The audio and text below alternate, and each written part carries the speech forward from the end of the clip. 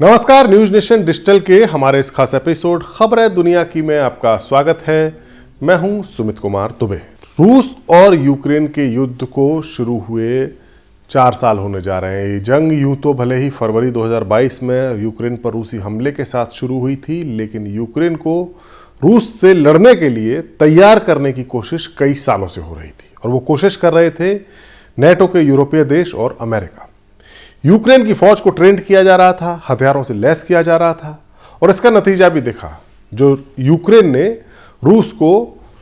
Ukraine रूस की फौज के सामने मैच 1 हफ्ते या 2 हफ्ते में हार सकता था, उसकी फौज ने रूस को जान माल का भारी नुकसान पहुंचा दिया और लगभग 4 साल में पुतिन की बलशाली फौज महज 19% यूक्रेन पर ही कब्जा कर सकी। यानी एक नज़र से देखा जाए तो यूक्रेन और नेटो की कामयाबी इसमें नजर आती है, लेकिन इसका एक दूसरा पहलू यह भी है कि 4 साल तक यूक्रेन को हथियारों से पाट देने के बावजूद नेटो और या अमेरिका रूस को पीछे नहीं हटा सका। दुनिया भर की पाबंदियां लगने के बावजूद रूस की इकोनॉमी अब भी गतिमान है और अब अमेरिका के सब्र का बांध टूटता हुआ नजर आ रहा है। डोनाल्ड ट्रंप ने एक ऐसा शांति प्लान बनाया है जो रूस को तो कबूल है, लेकिन जेलेंस्की उसको मानने के लिए तैयार नहीं है और ना ही यूरोपीय साथी मुल्क से मानने को तैयार है। अब सवाल यह है कि अगर जेलेंस्की जंग जारी रखते हैं तो क्या ट्रंप उन्हें फौजी और आर्थिक मदद जारी रखेंगे, और अगर न रखी तो क्या यूक्रेन जंग में टिक पाएगा।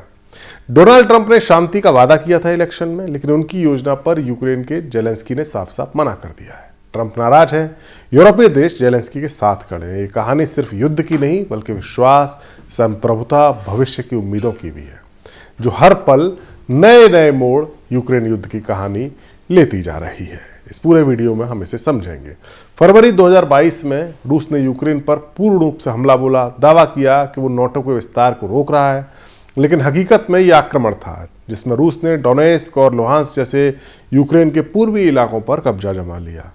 आज तक युद्ध चल रहा है और हाल के हफ्तों में रूस ने अपनी बेरहमी दिखाई है।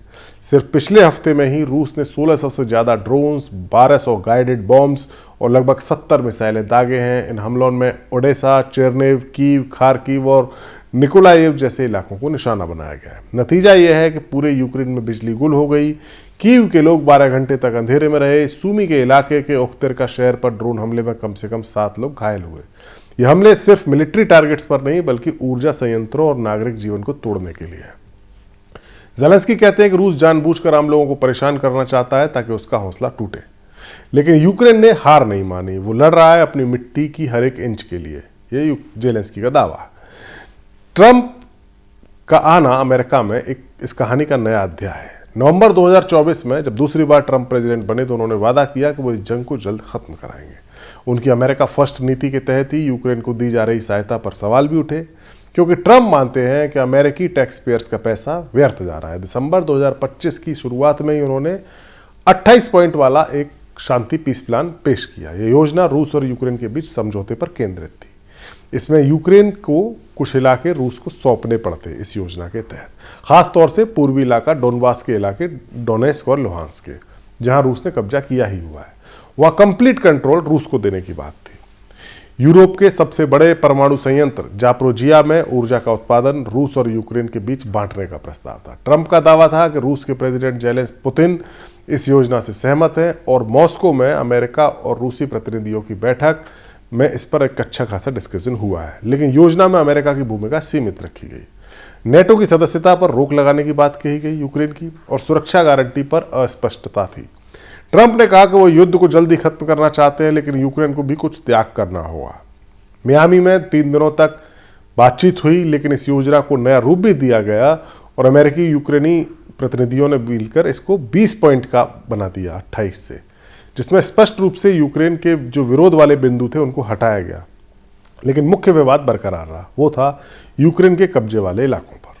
यूक्रेन ने साफ साफ कहा कि वो अपनी जमीन की 1 इंच भी नहीं देगा रूस को। जेलेंस्की के सहयोगी रुस्तेम उमेरोव ने ट्रंप सरकार को बता दिया कि डोनबास का भविष्य तय करना संभव नहीं है। ट्रंप को यह बात खल गई।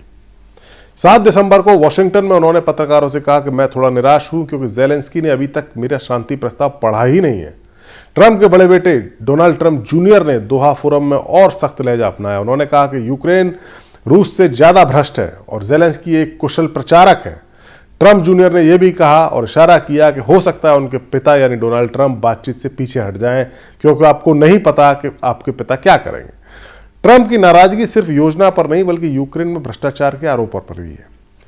राष्ट्रपति कार्यालय के चीफ आंद्रेई येरमाक पर उनके घर पर छापे पड़े और उन्हें इस्तीफा देना पड़ा, जिससे अमेरिका को शक पैदा हुआ। ट्रंप मानते हैं कि जेलेंस्की मेन बाधा है शांति में और अगर वो सहयोग उनका नहीं देंगे तो वो ट्रंप खुद पीछे हट जाएंगे। जेलेंस्की ने ट्रंप के नाराज होने के बाद यूरोप की ओर रुख किया है। 7 दिसंबर को लंदन के 10 डाउनिंग स्ट्रीट पर ब्रिटेन के पीएम कीर स्टारमर और फ्रांस के प्रेसिडेंट इमैनुअल मैक्रो और जर्मनी के चांसलर फ्रेडरिक मर्ज के साथ जेलेंस्की की 2 घंटे की बातचीत हुई बंद कमरे में। यूरोपीय लीडर्स एकजुट दिखे और जेलेंस्की को उन्होंने भरोसा दिलाया कि जेलेंस्की अकेले नहीं है। मर्ज ने कहा कि हम अभी भी हमेशा यूक्रेन के साथ मजबूती से खड़े हैं, क्योंकि हम सब जानते हैं कि इस देश का भविष्य यूरोप का भविष्य है। स्टारमर ने कहा कि वो जेलेंस्की पर दबाव नहीं डालेंगे शांति समझौते के लिए, बल्कि न्यायपूर्ण और स्थायी युद्ध विराम चाहते हैं। मैक्रो और स्टारमर ने यूक्रेन की सुरक्षा की गारंटी पर तेजी से फैसला लेने का वादा भी किया, जिसमें यूरोपीय संघ की सदस्यता भी शामिल हो सकती है। इस बैठक में रूस के जब्त की गई संपत्तियों का इस्तेमाल यूक्रेन की मदद के लिए करने पर प्रोग्रेस हुई। जेलेंस्की ने कहा कि इस साल अमेरिकी हथियारों के लिए $800 मिलियन की कमी है और अगले साल $15 अरब की PURL कार्यक्रम के लिए नेटो के 2/3 सदस्य यूरोपीय फंडिंग के लिए प्रतिबद्ध हैं। 8 दिसंबर को ब्रसेल्स में नाटो के चीफ मार्क रूटे और यूरोपीय संघ की उर्सुला वॉन डेर लेयन की मुलाकात हुई और 9 दिसंबर को इटली की प्रधानमंत्री जॉर्जिया मेलोनी के साथ भी जेलेंस्की की बातचीत की योजना है। यूरोपीय लीडर्स ट्रंप की मीडिएशन की तारीफ तो कर रहे हैं, लेकिन चेतावनी दे रहे हैं कि बिना मजबूत गारंटी के, सुरक्षा की गारंटी के, जो शांति आएगी वो खोखली होगी। अब सवाल यह है कि अगर ट्रंप ने यूक्रेन का साथ छोड़ दिया तो क्या यूरोप अकेले रूस के आगे यूक्रेन टिक पाएगा और यूरोप उसे बचा पाएगा? ट्रंप की नई जो नेशनल सिक्योरिटी स्ट्रेटेजी है उसमें रूस को अमेरिका के लिए कम खतरा बताया गया है, खतरा बताया ही नहीं गया और यूरोप की आलोचना की गई है, जो टेंशन बढ़ा रही है। जेलेंस्की कहते हैं कि कुछ मुद्दे अमेरिका के बिना हल नहीं हो सकते, लेकिन यूरोप महत्वपूर्ण फैसले लेने को तैयार है। यूरोपीय लीडर्स यूक्रेन की रक्षा को मजबूत करने के लिए, आर्थिक दबाव डालने के लिए अंतर्राष्ट्रीय गठबंधन बनाने की बात कर रहे हैं। ब्रिटेन और फ्रांस इंटरनेशनल फौज भेजने पर भी विचार कर रहे हैं, हालांकि जर्मनी और इटली इसको लेकर थोड़े से संशय में है।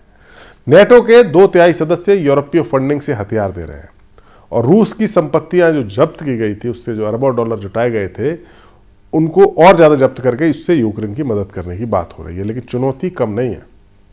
अमेरिका यूक्रेन को दी जाने वाली कुल सहायता का बड़ा हिस्सा अमेरिका से ही आता है। हथियार हो, गोला बारूद हो, खुफिया जानकारी हो, अगर ये रुक गया तो यूक्रेन की मिलिट्री पावर कमजोर पड़ सकती है। जानकार कहते हैं कि यूरोप की इकोनॉमी तो पहले से ही बोझ के तले दबी है और अगर रशिया की आक्रामकता को रोकने के लिए अमेरिका का साथ हट गया तो गड़बड़ हो सकती है। फिर भी लंदन में हुई बैठक को निर्णायक पल कहा गया है। यूरोप ने वादा किया है कि वो पीछे नहीं हटेंगे। मर्ज ने कहा है कि आने वाले दिन हमारे लिए बहुत डिसाइसिव हो सकते हैं। जेलेंस्की का मानना है कि यूरोप का साथ उन्हें ताकत तो दे रहा है, लेकिन वो जानते हैं कि पूरी सुरक्षा के लिए, कंप्लीट सिक्योरिटी के लिए अमेरिका और यूरोप की एकता जरूरी है। बिना अमेरिका के यूक्रेन का टिकना मुश्किल है, यूरोप भले ही कितनी भी मदद क्यों ना करते। हमारा वीडियो आपको कैसा लगा कमेंट सेक्शन में जाइए और अपनी राय हमें जरूर दीजिए। नमस्कार।